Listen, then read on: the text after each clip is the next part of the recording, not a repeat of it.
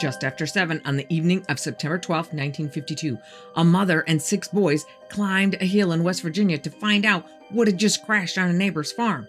The oldest boy was a 17-year-old National Guardsman the whole town swore was afraid of nothing. Hours later, he was still throwing up at the sheriff's office. 2 weeks later, his throat hurt too much to even swallow pop.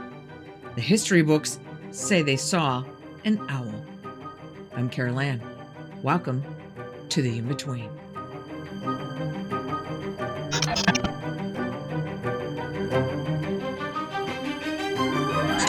Now, if you were here for our Cisco Grove episode, you heard me promise we'd be going deeper into this one. This is that episode. And even if you've heard the Flatwoods Monster story 100 times, I'd bet money you haven't heard the version I'm about to tell you. Because, honestly, the monster is just about the least strange thing on the hill. Before we're done, we'll have a wave of sightings the retellings always skip. A summer when the U.S. Air Force put shoot-down orders on the news wires. The last 2 living eyewitnesses telling a camera what they came to believe they really saw. And one local boy with a typewriter who took what happened in these hills and built the modern UFO mythos out of it. And I do mean built it. Stick around for him because he is the twist. So, let's back the story up about 15 minutes before the part you just heard, to a fireball. It's a Friday evening, September 12th, 1952. Just after 7 p.m., a brilliant fireball crosses the sky over 3 states. People see it in Maryland and Pennsylvania and all across West Virginia. Astronomers who tracked it logged it as a meteor. Stick a pin in that tidbit because it matters later. The fireball was real. Nobody disputes it. But the retellings usually skip what happened before anybody in Flatwood saw a thing. A man named Woodrow Eagle is already on the phone with the sheriff's office in Sutton, home of the West Virginia Bigfoot Museum. He's reporting a burning object that came down along the Elk River southwest of Gasaway near Sugar Creek, and he thinks it's a plane crash. So Sheriff Robert Carr and Deputy Burnell Long head out looking for a downed airplane. So the county's top lawmen spend that evening chasing something out of the sky before the word monster was ever spoken. Meanwhile, in the little town of Flatwoods, 3 boys are playing in the lawn of the elementary school. Eddie May, 13, his brother Freddie, 12. Eddie and Freddie, oh cute! And their buddy, Tommy Heyer, who's 10. They watch a light streak overhead, and to them, it doesn't pass over. It moves down and sets itself right on the hill above town, on a farm belonging to a man named Bailey Fisher. Now, what would you have done at 12 years old? Exactly. They take off running straight to their house to tell their mom that a flying saucer just landed on the Fisher farm. Kathleen May is a beautician and mom to Eddie and Freddie, who reportedly has a bit of a feisty streak. So unlike most moms, she doesn't tell the boys to knock it off and wash up for dinner. She says, let's go. Along the way, they pick up 17-year-old Gene Lemon, a member of the West Virginia National Guard, with a local reputation for being afraid of exactly squat. 14-year-old Neil Nunnally and 10-year-old Ronnie Shaver round out the group along with a dog. 7 people and a dog headed up a dark hill to find a landed saucer. And only the dog has the good sense to get out of Dodge at the get-go. The dog runs ahead of them up the path. They can hear him barking at something. Then the barking stops, and he comes tearing back past the whole group with his tail tucked, headed for home. Strike 1. Near the top, they walk into a mist hanging low over the ground, carrying a smell everybody in the group struggles to describe. Sulfur, rotten eggs, burnt metal. Strike 2. And strike 3 is waiting about 50 yards ahead. A pulsing ball of red light off to one side of the path. 14-year-old Neil Nunnally spots it first. Gene Lemon notices what he takes for the eyes of some animal, 12, maybe 15 feet up on the limb of a nearby tree. So he does what any of us would do. He points his flashlight at it. It's 10 feet tall, maybe 12. The face is round and blood red. and it glows. Around the head is a dark pointed hood that Kathleen May would later describe with a phrase that stuck to this thing forever. She said it had a head that resembled the ace of spades. The eyes throw beams of greenish-orange light. Greenish-orange? The body below is dark green, hanging in folds the witnesses keep comparing to a pleated skirt. Small, claw-like hands held out in front, and it makes a sound, something between a hiss and shriek. And then it moves. It glides straight at them, skimming above the ground. Jean Lemon screams and drops the flashlight, and 7 people become one single animal whose only thought is run. Nobody looked back. That night, they all get sick. Really sick. Throat swelling, nasal passages burning, vomiting, headaches. Eddie and Freddie's grandmother wipes an oily substance off their faces. A local doctor examines several of them and compared their symptoms to exposure to mustard gas. That comparison is a claim from a 1953 report written by a group out of Los Angeles called Civilian Saucer Investigation, or CSI, who had boots on the ground investigating just a few months after the event. So, it's not a hospital record that I can hand you, but it's the earliest investigation on record with names attached. Jean Lemon, the fearless one, had it the worst. Decades later, an elderly resident told an investigator she still remembered him that night, throwing up at the sheriff's office. That same CSI report says that by morning, he was convulsing. And 2 weeks after the encounter, he reportedly still couldn't drink pop without pain. Whatever was on that hill, something came down off of it inside those 7 people. And they weren't the only ones who noticed something wrong up there. Sheriff Carr and Deputy Long roll up on the Mays house later that night, fresh off the wild goose chase down the Elk River where they never did find Woodrow Eagle's crashed plane. And right here, we have 2 different accounts of what they did. Later accounts say the sheriff and his deputy go up that hill in the dark, but don't see anything. The CSI report says the sheriff listens to Kathleen May's story. He and the deputy leave to go investigate. Their dogs start losing their minds and run away, and the sheriff decides maybe we'll come back in the morning. Either way, no creature, no craft, and no official report of any monster. But then we have A. Lee Stewart Jr., co-publisher with his dad of the Braxton Democrat, the local paper in Sutton. Stewart talks to the witnesses that same night, and this is a man whose whole job is professional skepticism of his own neighbors. He goes up that hill the same night too, carrying a shotgun, way braver than I am, and reports this. The odor was still there. It was sort of warm and sickening. And there were 2 places about 6 to 8 feet in diameter where the brush was trampled down. At first light, Stewart goes back up the hill again. And in a hillside meadow where the weeds stood knee-high and nothing had driven through there in years, he finds the 2 circular impressions he saw the night before, as well as 2 long parallel skid marks, a gummy, oily black deposit, and bending close to the ground, that smell was still there in broad daylight. He also found a piece of black plastic-like material that, when he tested it, would not burn. He reportedly sent it off for analysis, but no findings of said analysis were ever published. And that's the last we ever hear about that. But I bet I know who took it, because it's been reported that the Air Force showed up at some point and took ground and vegetation samples. And they don't have a very good track record of giving things back. Anyway, Stewart's verdict of the entire ordeal has been printed and reprinted ever since. Those people were the most scared people I've ever seen. People don't make up that kind of story that quickly. I hate to say I believe it, but I hate to say I don't believe it. And I would love to tell you that the skid marks and the oil seals the deal. But I can't. Because a local dude named Max Lockhart later admitted he drove his Chevy pickup around that field the same night, hoping to catch a look at the monster for himself. The truck makes tracks, and a 1942 pickup, which is what Max said he was driving, most likely drips oil. So the tracks and the oil could very well belong to Max. But before your head starts wandering away to chew on all of this information, there's more.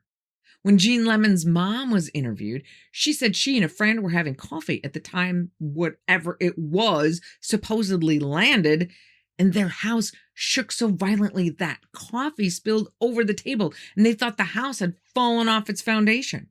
The radio went off for 45 minutes and then came back on all by itself. Also, that same 1953 CSI investigation reports that at 6:30 the next morning, the county's director of the Board of Education watched what he described as a flying saucer take off near his house and called the newspaper about it. And that's when he heard the news from the night before. So it's not like he was trying to tag on to the story. I don't know about you, but I don't think I've heard that little detail before. Seems a little important. Anyway, the monster story explodes. Within days, it's on the news wires, and national press services would rate it as the number 11 story of the entire year. Think about that. 1952, a presidential election, the middle of the Korean War, and a monster in Braxton County cracks the top dozen. According to Kathleen May, within the next few days after the sighting, she gets a letter from the Pentagon telling her that they didn't see any UFOs that night. What they saw were just experimental rockets. Mrs. May couldn't recall the exact details of this letter, but sure remembers that it ended with a warning. Keep quiet and don't tell anybody. Imagine the Pentagon's dismay when they find out that Mrs. May pretty much says, "Screw all y'all." And just a few days later, she, Jean, and Ailey Stewart, the Sutton newspaper guy, all fly to New York to go on a national TV show called We the People. I like this lady. And while they're there, a sketch artist draws the creature from Kathleen's description. She and Jean reportedly call the drawing quite accurate. That one sketch is the great-grandmother of every Flatwoods Monster image you have ever seen, right down to the video games. And a fun little footnote, the original drawing went missing for decades. It turned up back in Braxton County around 2019 in private hands. It exists, which is more than I can say for that piece of black plastic. Now, I don't know about you, but I can't say I blame them. I do that all the time. Buy a Christmas present in September, and by October, it's out of sight, out of mind, until I find it again in February. For years, my tracking system was a sad little app and blind optimism. Birthdays got remembered at the grocery store card aisle. Christmas ideas came to me in July and were gone by August. And I'm always stressing out that I'm going to get somebody the same thing I got them last year. I griped about it long enough that my husband, Mr. InBetween, finally built me the tool I actually wanted. It's called GiftFlow, and it's the app I now run every holiday and birthday out of. It keeps every person on my list in one place. Every gift idea, the moment it hits me, filed under the person it's for. The occasions that used to sneak up on me are now sitting right there in front of me before they're suddenly 3 days away. And when I've ordered something online, a simple little check that tells me whether it's actually arrived. So I'm not digging through emails in a panic on December 23rd. It lives on your phone, and the core version is totally free. No ads, no data collection, no subscription. Just the whole gift-giving side of your brain finally written down somewhere it can't wander off. This year, walk into your holidays with your entire list handled. Scan the QR code on your TV or computer screen, or hit the link in the description to get all your occasions under control with GiftFlow. Now, back to the stinky green monster. The encounter on the Fisher farm was the loudest moment in a much bigger wave. That same night, a resident over in Birch River reports an object circling the Flatwoods area. There's a sighting reported at James Knob. 11 miles out, a woman and her mother reported seeing something too. The next night, September 13th, we get the strangest chapter of all, and I'm gonna warn you to slow your roll with this one even before you get rolling. A New York couple, Georgia and Edith Snitowski, are driving home from Cincinnati with their baby, taking the back roads through the hills when their car dies on Route 4 between Frametown and Sutton. It's an almost new battery, but the engine won't even turn over. The air fills with a fog that smells like ether and burnt sulfur, and the baby starts gagging. A beam of deep purple light sweeps across the hood. Down the slope, George sees a glowing globe hovering over the ground, drifting slowly back and forth. And then a figure, close to 9 feet tall, comes up out of the dark and slowly circles their car while they sit frozen inside. Eventually, it goes away, and the car starts like nothing ever happened. That's the Frametown Monster, 16 miles from Flatwoods, about 24 hours later. Same gas, same glide, great story. And now, the warning label.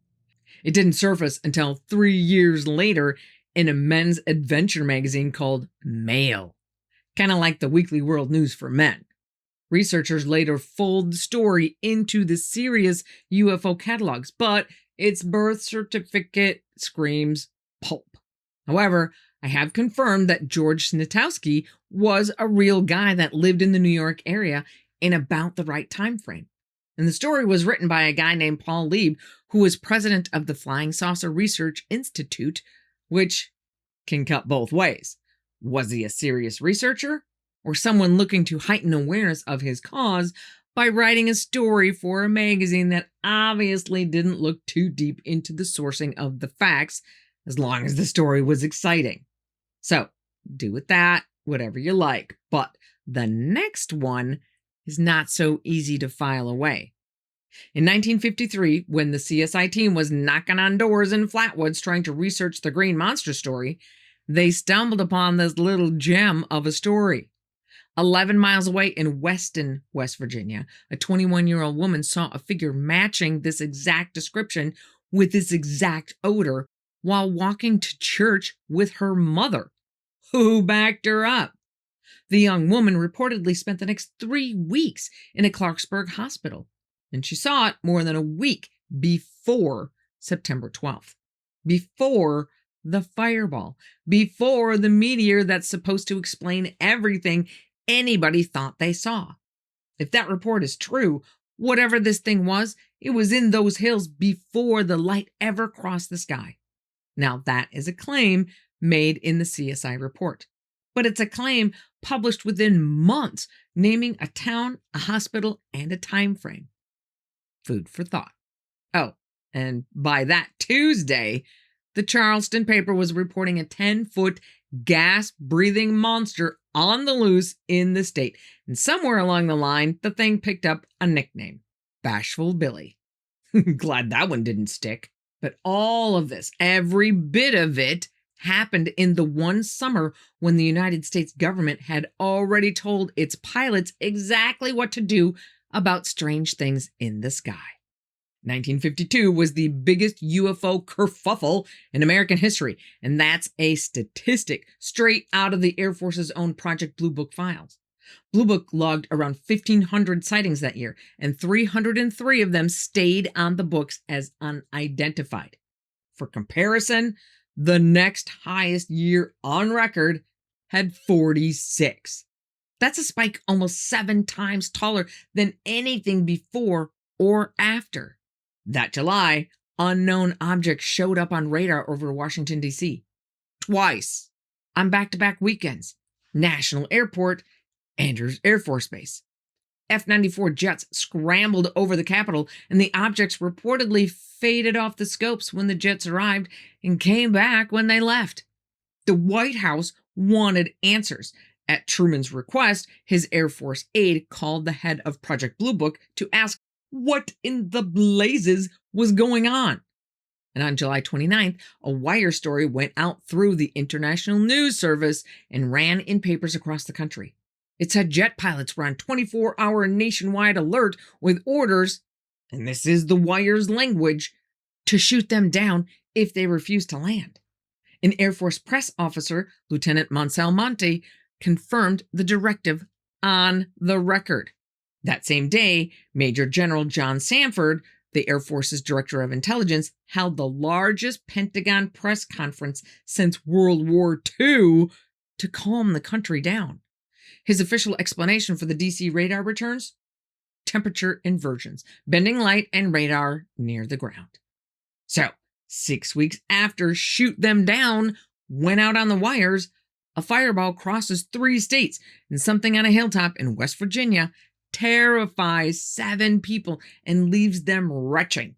Now, is there a single document connecting that order to this hill? Nope.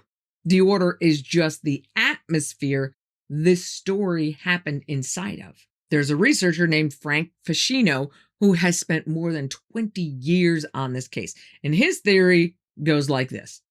The Flatwoods object was a damaged craft coming down, and the figure on the hill was never a creature at all, but an occupant in some kind of powered suit or rig, which he argues would explain the hovering, the gliding, the metallic skirt, the hiss, and the gas. And I want to be straight with you about Fascino. The context he assembled, the Blue Book unsolved case numbers, the DC radar events, the shoot down wire story, all of that is real and you can check it. The conclusion, the wounded saucer in the West Virginia hills, is his inference, and serious researchers have pushed back on it. So take that for what it's worth. But don't make any decisions just yet, not until you've heard the rest, because the rest starts with an owl. In June of 2000, a veteran investigator named Joe Nickel went to Flatwoods on behalf of the Committee for Skeptical Inquiry, walked the ground, interviewed locals, and published the explanation that has owned this case ever since. The fireball? A meteor seen across 3 states. Confirmed. I already gave you that one. The pulsing red light on the hill? One of 3 aircraft beacons visible from that hilltop. Reasonable. And the monster? A barn owl, sitting on a limb about 10 feet up, defending its nest. And before you laugh, hear the man out, because it's a genuinely clever fit. A barn owl has a white heart-shaped face. Put a terrified flashlight beam on that and you can get to an ace of spades. Owl eyes throw light back at you. That's eye shine, and there are your glowing eyes. A cornered barn owl hisses like a steam pipe. Its talons grip the branch in front of it, and there are your small claw-like hands. And the foliage hanging under the limb becomes the pleated green skirt. And when the owl comes off a branch at your head, it glides. The witnesses couldn't even agree afterward on whether the thing had arms, which is exactly the kind of disagreement you'd expect if everybody got a half a second look at a bird before running for their lives. The mist? Settling ground fog. The sickness? Panic, hyperventilation, and a full sprint down a briar-covered hill in the dark. The skid marks? Well, we already gave those to Max Lockhart's pickup. And I'll hand Nickel one more thing because it matters. He never called these people liars. He looked at the same record I did and concluded in print that the witnesses saw something that genuinely terrified them. Even the case's chief debunker agrees this was no hoax. But now it's my turn, because the owl theory has a lot of problems. Problem 1, the sickness. Swollen throats, vomiting, symptoms a doctor reportedly compared to mustard gas exposure. And in Gene Lemon's case, pain that hung on for 2 weeks. Panic is real, and it can absolutely make you throw up once or twice. It does not easily explain throat trouble that is still there 14 days later. Problem 2, Weston, West Virginia. If a young woman 11 miles away really did see the same thing a week before the meteor, then the whole meteor plus owl plus panic chain has nothing to stand on, because the sighting predates the trigger. It's only a single source, but it's sitting right there in the 1953 record. Problem 3, the smell. Ailey Stewart said that bending close to the ground the next morning, he could still smell that odor hours after everybody's panic was over. But Joe Nickel reports that the sheriff and the deputy noticed nothing. And the naturalist Ivan Sanderson, who came out and investigated in person, thought the smell might have come from a common local grass. But if it's a local grass, don't you think someone would recognize the smell? Problem 4. UFO researcher Stanton Friedman points out that while Joe was in the area for all of an afternoon, he didn't interview any of the original 7 witnesses. Now, I guess Kathleen and Fred May told him to go pound sand, so he couldn't interview them. But that doesn't change the fact that he didn't talk to anyone except people on the sidelines. Problem 5. Joe did talk to Max Lockhart, the guy who said his truck left the tracks and the oil. Max even drove Joe back to the same field he said he drove through that night, presumably leaving the skid marks. Okay, except, according to the article published in the Washington Daily News on September 15th, 1952, Ailey Stewart said there were 2 tracks. They looked like skid marks about a foot wide, a car length apart, and about 10 yards long. Now, the standard tire width for a 1942 Chevy, which is what Max said he was driving, is about 6 inches, not a foot wide like Stewart says he saw in the grass. And he says the tracks were a car length apart. Well, that's a little bit wider than the width of a Chevy truck. Now, I will give the skeptics their due on the size of the creature. The witness accounts of a being 10 to 12 feet tall being mistaken for a 14-inch bird is really hard to swallow. But fear in the dark genuinely distorts scale, and that's well documented. Of everything on that hill, the height is the easiest thing to explain away. So, the owl explains the shape, the sound, and the glide, and does a good job. However, the 2 weeks of throat trouble just gets tossed to the side and ignored. And I don't see how anyone can get to the ace of spades from a heart face. Oh, and one more thing about Joe Nickel that you're going to want to remember. Flatwoods wasn't the only West Virginia monster he shot down.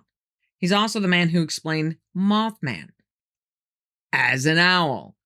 Same investigator, same basic explanation. 2 West Virginia monsters, 2 owls. You can decide for yourself whether that's a man with a very reliable method or a man with a very favorite answer. Maybe the barn owl is his spirit animal.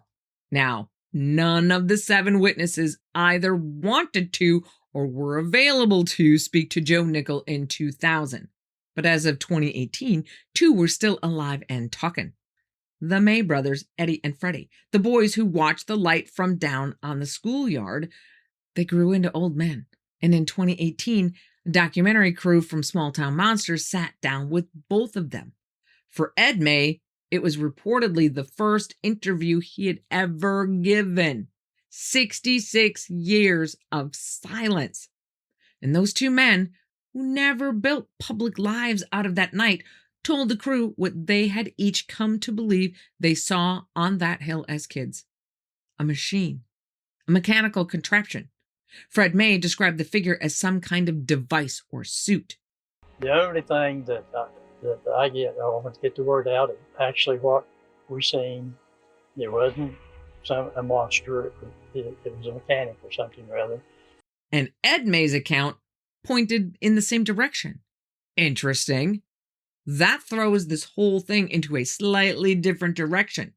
Because if you were with me for the Cisco Grove episode, your ears just perked up. September 1964, 12 years after Flatwoods and clear across the country in the Tahoe National Forest of California, a bow hunter named Don Shroom spent a night in a pine tree above a figure he flat out called a robot. Eyes the size of silver dollars with what looked like flame inside them. It never spoke. It never negotiated. And when its jaw dropped open, white vapor came out, and Don gasped, choked, and blacked out. Over and over again, all night long. Now, line the two cases up. A figure the witnesses call mechanical in remote woods at night. Self-luminous eyes, described like lamps. It puts out a gas or a vapor, and the vapor puts people down. Nausea, vomiting, airway trouble. It never communicates. Physical evidence exists and then dies somewhere in official hands. At Cisco Grove, Don's Arrowhead was handed to the Air Force and routed into the very study built to close the books on UFOs. At Flatwoods, a fragment of unburnable black plastic got sent off for analysis, most likely in the hands of the Air Force, and no result was ever published. And in both cases, the witnesses told the same story for the rest of their lives without ever building a career out of it. And they're not alone. October 1973, Falkville, Alabama.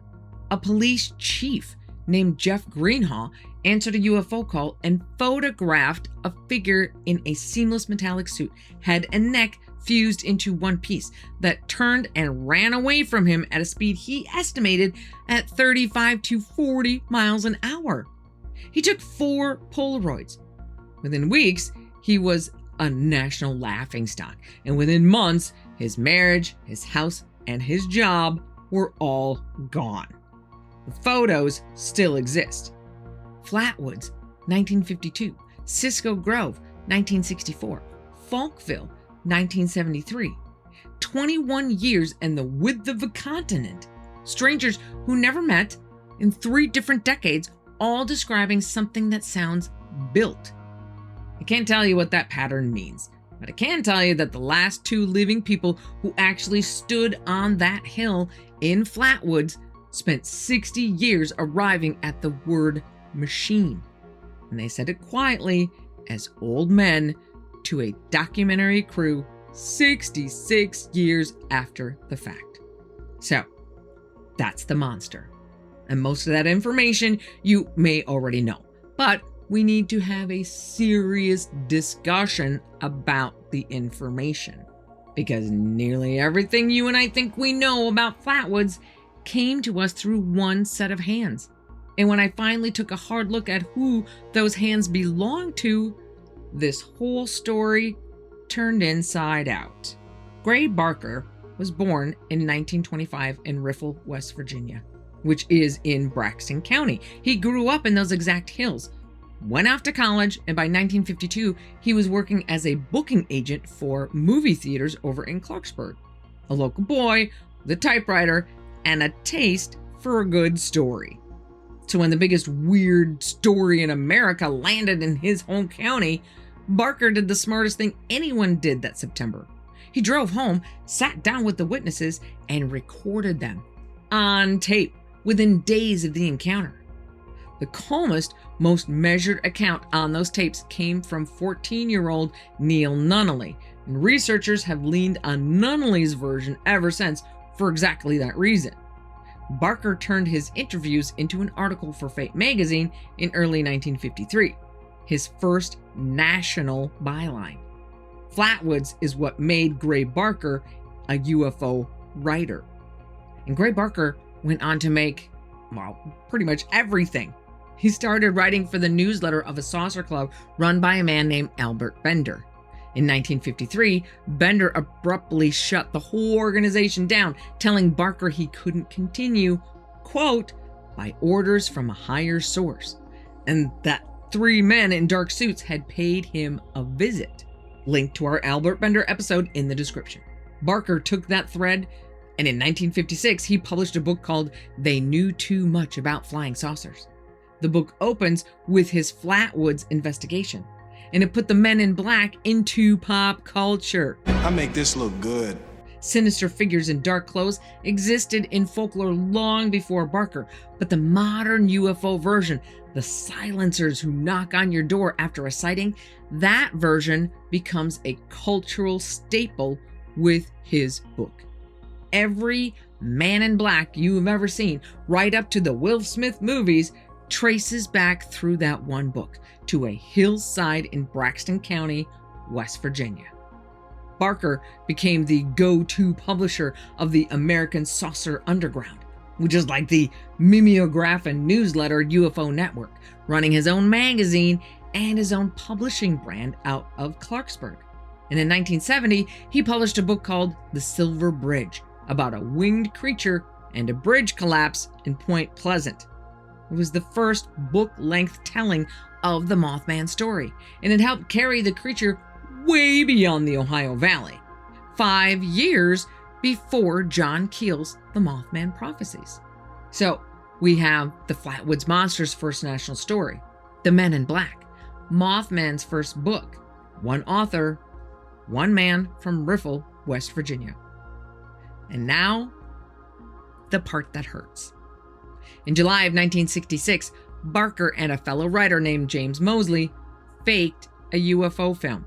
This is documented. It even has a name, the Lost Creek Saucer.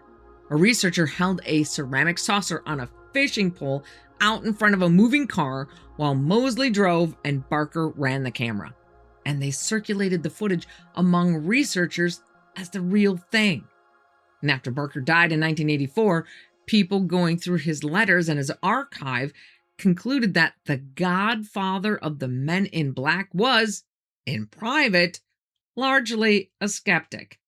The man who wrote about saucers because saucers sold, who privately called his fringe titles his nut books, and who pulled hoaxes on the very community that trusted him.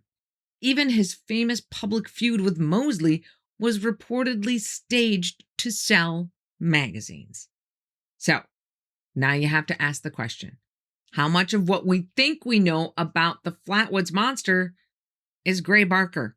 And the answer is what keeps this case honest and keeps it maddening. Those sober, disciplined, tape-recorded witness interviews from September 1952, the best contemporaneous evidence this case has. Also, Gray Barker. The same man is simultaneously the most valuable documentarian on the file and the least trustworthy person in it. Throw Barker out and you lose the tapes. Keep the tapes and you keep the man who faked a saucer film with a fishing pole. And one last twist of the knife. When Mothman witnesses around Point Pleasant started reporting visits from strange men in dark suits in 1966, the Men in Black had already existed in print for a decade because Barker put them there. His own invention walked back into his own next story. Whether that's because the phenomena is real or because folklore has a loop that it feeds itself is exactly why this channel exists. His papers, by the way, are real, and you can go see them. The Gray Barker collection sits in the public library in Clarksburg, West Virginia. The tapes, the letters, the whole strange career, all sitting in boxes, waiting for anyone who wants to look. So where does that leave us with Flatwoods? Well, the fireball was real, and astronomers logged it. The terror, even the debunkers concede, and the sickness is right there in the earliest investigation on record. A doctor's reported mustard gas comparison and a boy who still couldn't swallow pop 2 weeks later. Single sourced, but never walked back by anyone who was there. On the other side of the ledger, the skid marks could very well belong to Max Lockhart's pickup. The black plastic fragment is nowhere to be found. The Frametown Monster was born in a pulp magazine. The famous smell could be a local grass, which altogether leaves a residue that neither the owl nor the con man can quite clean up. Throats that stayed swollen for days, a possible sighting a week early sitting in the 1953 bulletin, and 2 old men, the last 2 people known to be alive who stood on that hill, who had 60 years to let this fade into a fun story about an owl, and instead looked into a camera and described a machine. I am on the fence on this one. Welcome to my world. Maybe 7 terrified people met a barn owl in the fog, and their own bodies punished them for the panic. Or maybe something came down ahead of that meteor 6 weeks after the United States Air Force put shoot-down orders on the news wires, and a beautician, a guardsman, and 5 boys got closer to it than anybody was ever supposed to. I don't know. But I know what the May brothers said. And I know one of them waited 66 years to tell the same story he's been telling since the beginning. As much as I hate to say it, the only one who knows the truth is the hills of West Virginia. And they ain't talking. If you're ever driving I-79 through central West Virginia, get off on exit 67. The monster is the town mascot now. There's a museum on Main Street in Sutton, a festival every year, and 5 giant Flatwoods Monster chairs scattered around the county for you to sit in and take your picture. They call him Braxy. From evil alien to town mascot in 70 years, only in America. And if a machine in the dark woods breathing gas at anyone who gets too close sounds weirdly familiar, that's because we've been here before. A deer hunter named Don Shroom spent one whole night trapped up in a pine tree with one, armed with a bow and a few books of matches, and that story is waiting for you right here. Be careful out there, and I will see you here again on the In-Between.